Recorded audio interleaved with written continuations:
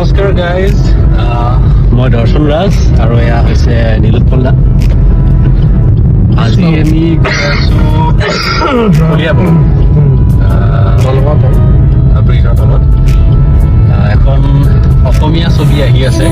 ছবিখনৰ নাম হৈছে 16 নৱেম্বৰ আৰু আজি নীলোৎপল দাৰ তাত শ্বুটিং আছে। কৈ দিয়া তোমাক একাডেৰ বিষয়ে। বাৰীত গম পাইছে চাংকি পালে টাইপ হৈ আছে। আজি মোৰ কেৰেক্টাৰ পুলিচৰ কেৰেক্টাৰ ফৰেষ্ট দল। মোৰ আশা আছিল পুলিচ হোৱাৰ, আজি সপোন পূৰা হ'ল। চিনেমাতে আমি গৈ আছোঁ। फुदक फुदक की धड़कनों की चल रही ये लहरियां। मैं जानू ना क्यों जरा सा मौसम सरफिरा है या मेरा मूड मस्खरा है जो जायका मनमानियों का है वो कैसा रस भरा है।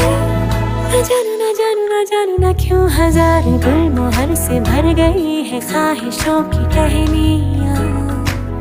मैं जानू ना क्यों फुदक फुदक के धड़कनों की चल रही गिलहरियां। मैं जानू ना